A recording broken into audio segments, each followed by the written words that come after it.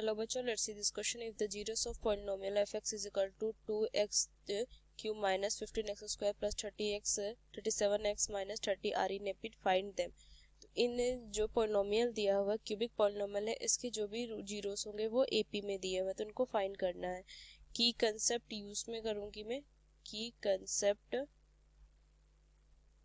तो ये मुझे दिया हुआ क्या है, ये मुझे क्यूबिक पोलिनोमियल दिए हुए है ना. इसके मतलब कि इसका कितने जीरो होंगे, 3 जीरो होंगे. अगर मैं क्यूबिक पोलिनोमियल का फॉर्म देखूं, जनरल फॉर्म, तो ए एक्स क्यूब प्लस में बी एक्स स्क्वेयर प्लस में सी एक्स प्लस में डी, ये होता है. जिसमें अगर ये क्यूबिक पोलिनोमियल है तो इसके 3 जीरोस होंगे, 3 रूट होंगे, अल्फा बीटा एंड गामा. और मुझे गिवन क्या है, ये तीनों जो है वो ये एपी में, ये गिवन है मुझे एपी में, और इनको फाइंड करना है.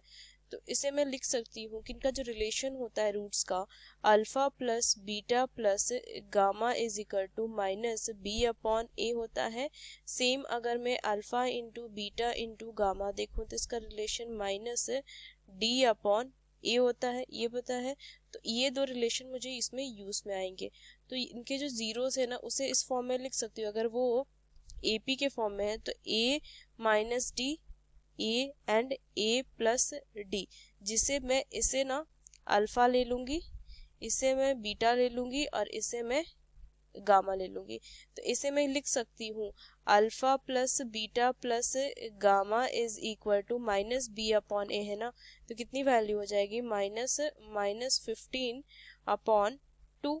सो अल्फा बीटा गामा की वैल्यू में रख सकती हूँ. तो यहाँ से क्या हो जाएगा, ए माइनस डी प्लस में a plus d is equal to 15 upon 2. तो वैल्यू कितनी आ जाएगी, 3a is equal to 15 upon 2. So a is equal to 5 upon 2. A की वैल्यू आ गई. And alpha into beta into gamma is equal to minus d upon a. So मैं यहाँ से क्या लिख सकती हूँ, तो डी की यहाँ पे वैल्यू कितनी हो जाएगी, माइनस माइनस प्लस, तो 30 अपॉन 2. और इधर मैं लिख सकती हूँ a minus d into a and a plus D.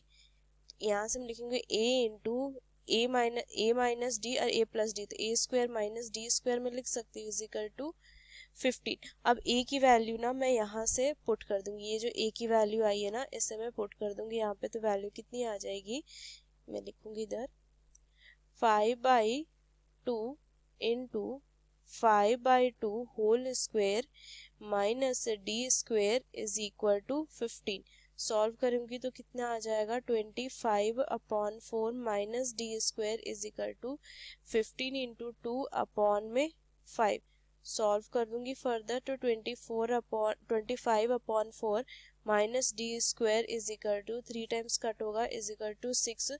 So d square is equal to 25 upon 4 minus 6.